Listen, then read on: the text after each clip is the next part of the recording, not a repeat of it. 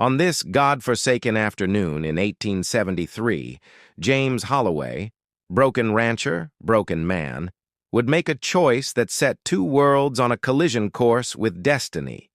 His horse stood nervous beneath him, nostrils flaring. Three riders circled something in the arroyo below. Sunlight caught their rifle barrels. Vultures already gathering overhead knew what came next. Smart man would have kept riding. James Holloway hadn't been smart in years.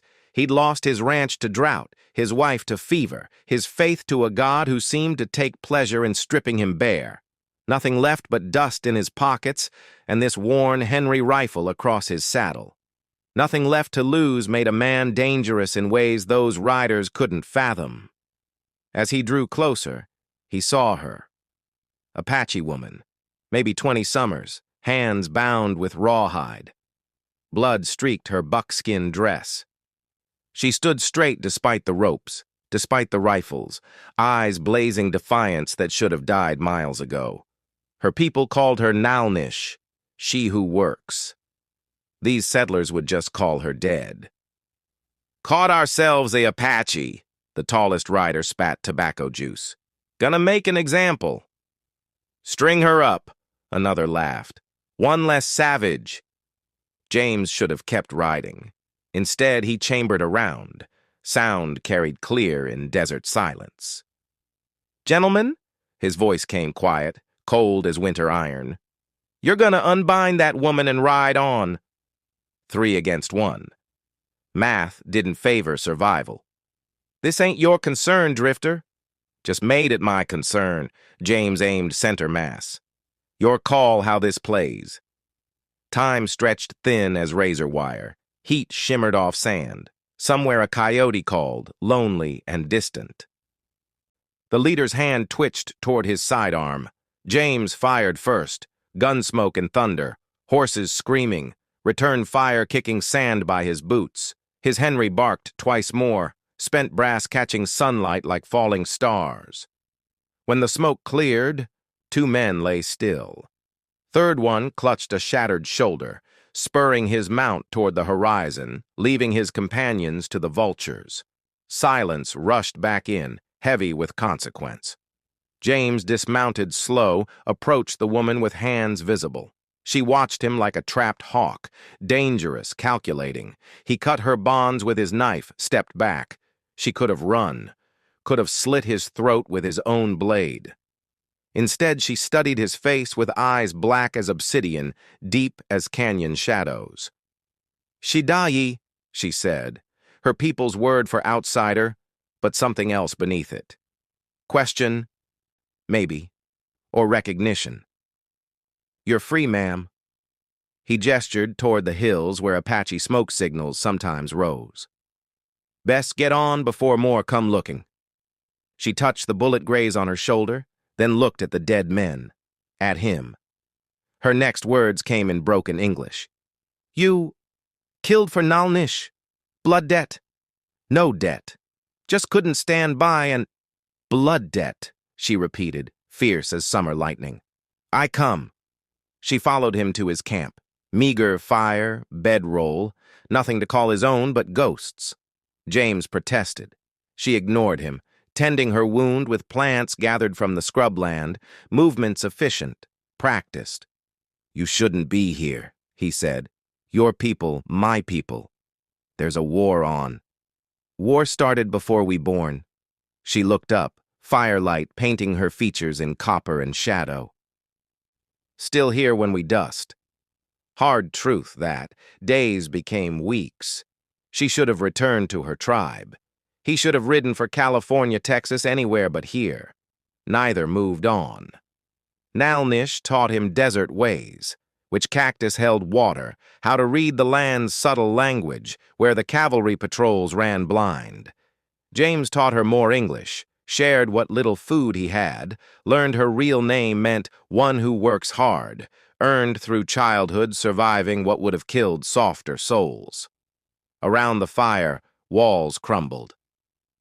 Why you save me? She asked one night, stars infinite overhead. James stared into flames, seeing his wife's face in the embers.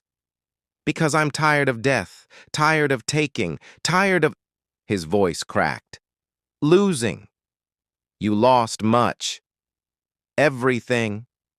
She reached across the fire, took his weathered hand in hers. Not everything. Still breath. Still choice. Something broken in his chest shifted, found new alignment.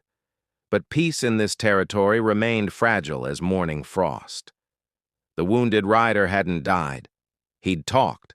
Soldiers came with dawn, a dozen strong, led by Captain Morrison, whose hatred for Apache ran deeper than the Rio Grande. "That woman's wanted for attacking a supply wagon." Morrison's voice carried parade ground authority. "You're harboring the enemy, Holloway." James stood between them and Nalnish, rifle ready. "She attacked nobody. I was there." "You weren't anywhere. You're just a broken-down rancher playing hero." Morrison signaled his men to surround them. "Stand aside or hang beside her." Nalnish stepped forward, speaking English clear as church bells. "I attacked wagon. Took food for starving children. White man's fences stop buffalo. White man's promises stop nothing else." "Savage admits it," Morrison smiled cold. "Makes this easier." "Captain," James kept his voice level, "if justice is what you're after, know this. That Savage saved my life from rattlesnake bite 3 days back. Shared her food when I had none. Showed more Christian charity than any church I've known. You take her, you take me too. That can be arranged." But something happened then that nobody expected. Other ranchers had gathered, drawn by the commotion. Poor folks, hard folks, ones who'd lost everything to this unforgiving land. They'd heard James's words, saw a woman who'd done nothing but survive. Old Samuel McCready stepped forward, shotgun cradled. "Holloway's good people, Captain.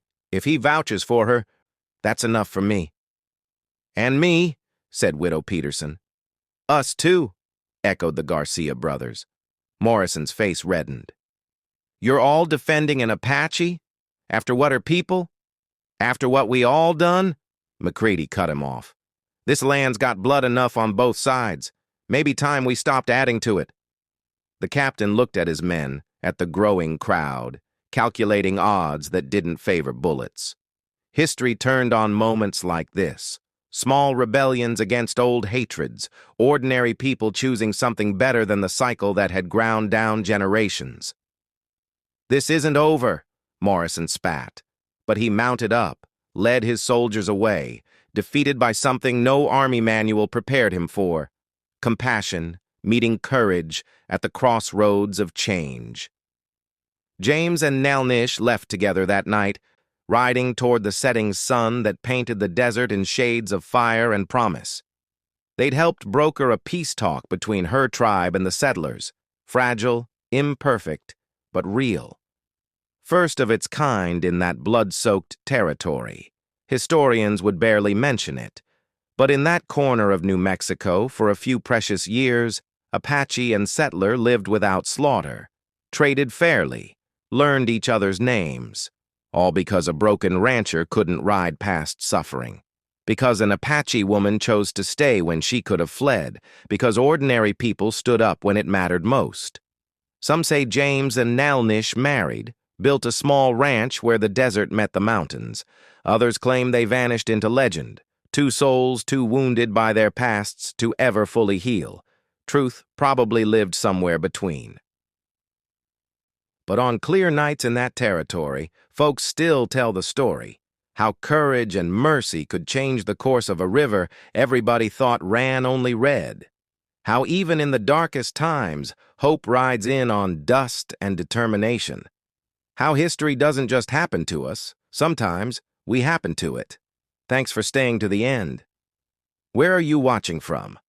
Drop a comment below, and don't forget to subscribe for more stories from the untamed frontier, where legends were born and destinies forged in fire and dust.